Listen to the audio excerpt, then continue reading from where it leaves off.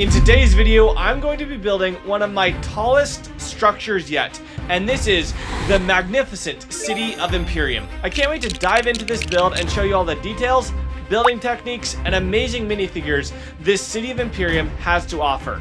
Without further ado, let's get into the video. Now for a quick breakdown of what the City of Imperium is, it was a different realm that merged with Ninjago when the merge happened, and now it's next door to Ninjago City and the Crossroads. This is a city built solely on stealing dragon energy and using it to power their city.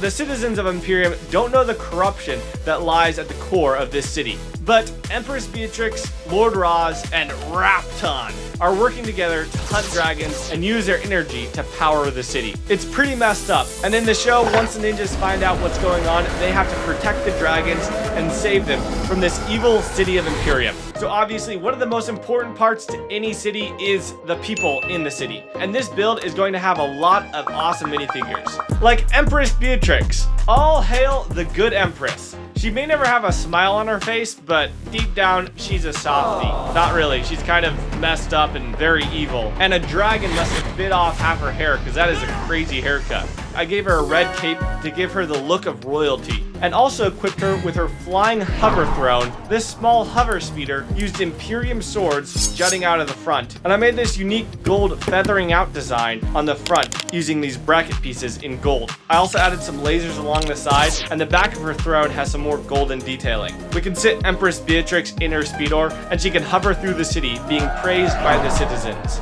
And alongside Empress Beatrix, we need Lord Roz. The original Lord Roz is probably my favorite. So far, they've come out with 3 different variants of Lord Roz, and this one is very unique, and I love the arm printing. The only thing this Lord Roz needs is the hammer dragon icon he's wielding. Boom! Sora does not stand a chance. Next on the chain of command, we have Rapton! Now, they did a great job with this Rapton minifigure, and there's no way of improving him. His mouth literally looks like he could eat metal for lunch.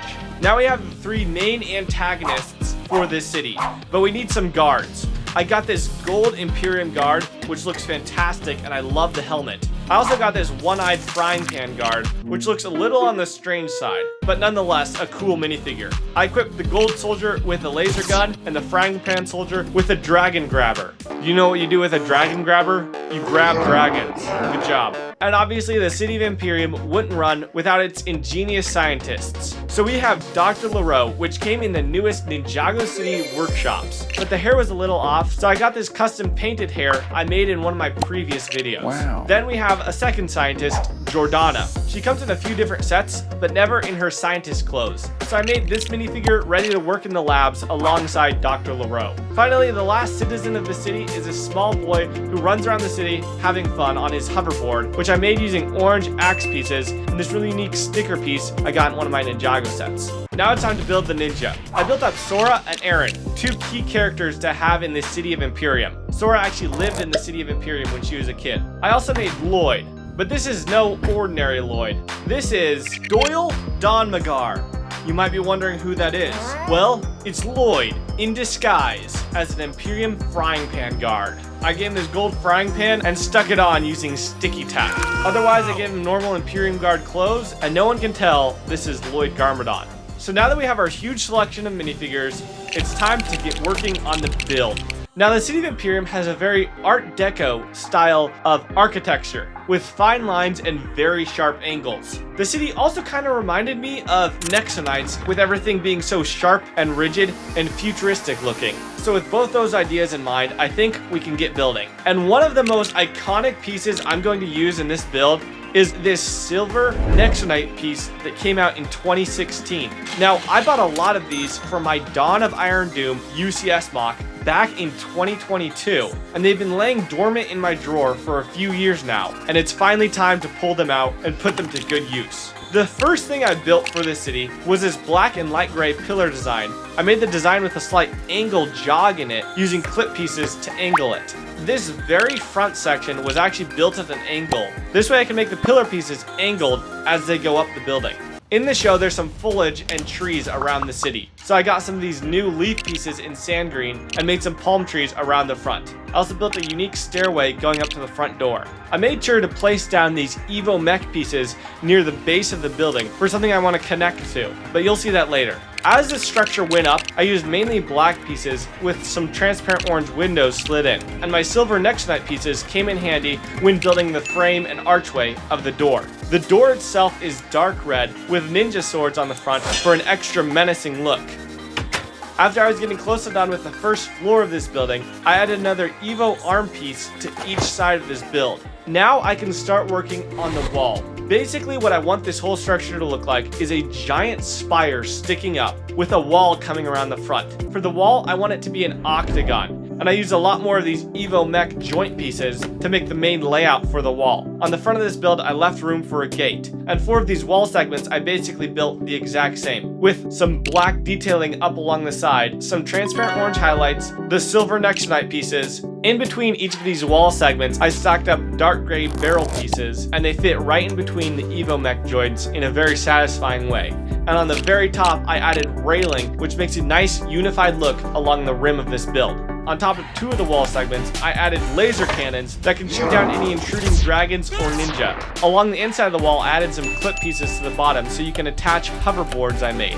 In order to make the gate on the front, I made a transparent orange gate with some sharp teeth on the bottom. Then I slid it down the build, and you can lift and close it whenever you want. Along the side, I added these unique sticker pieces from Empress Beatrix's mech.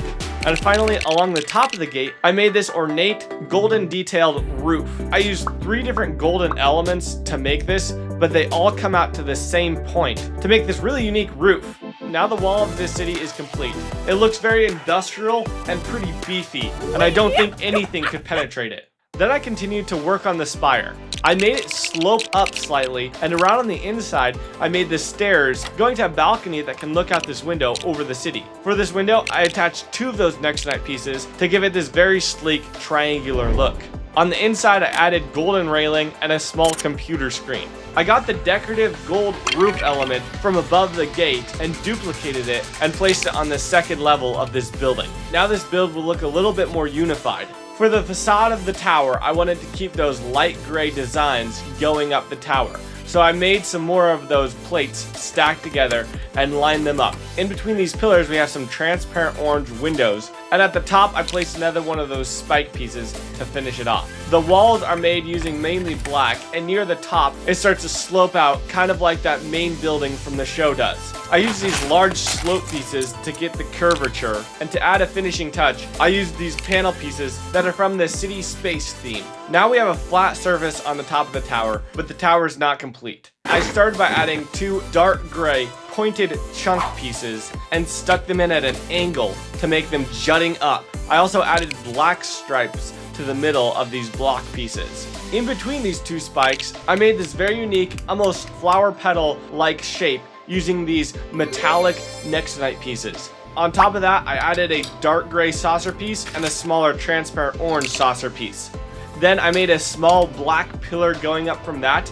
And finally on the very top, I got this very unique circular bar piece from Empress Beatrix's mech and outlined it with 1x1 clips in gold. Now this tower is complete, and it is very tall. The facade and wall of this Imperium are finished, but the interior of this tower still needs to be filled with detailed rooms. We're going to start with the base level, and this is the Dragon Draining Containment Center. First off, we need a place to contain the dragons. Now, due to the size of this room, I'm not going to be able to make a gigantic prison for these dragons, but I can make one for Baby Ryu. I got this lava fall piece and placed it in one of the corners. Then I made a wall on the other side, and the wall can be removed, and you can place Baby Ryu inside.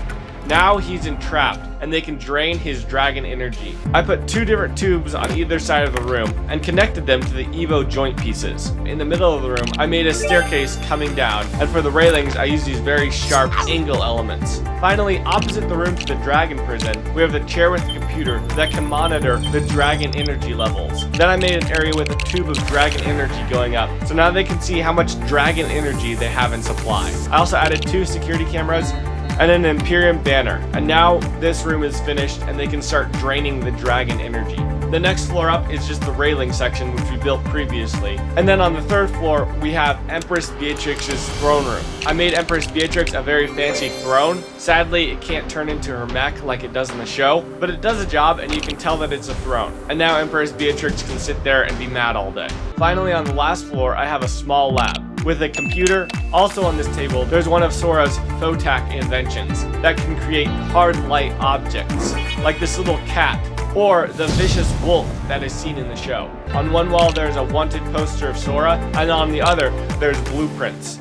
Now that this City of Imperium is complete, we can place all the minifigures on it, and it's quite tall. I actually measured this city, and it comes out to 23 inches tall. If it was only 3 inches taller, it would be the same height as the Oni Titan. Now let's compare it to some other builds I've got sitting around right now. First off, we got the Thunderfang. Now this Thunderfang is pretty big, but the City of Imperium still towers above it.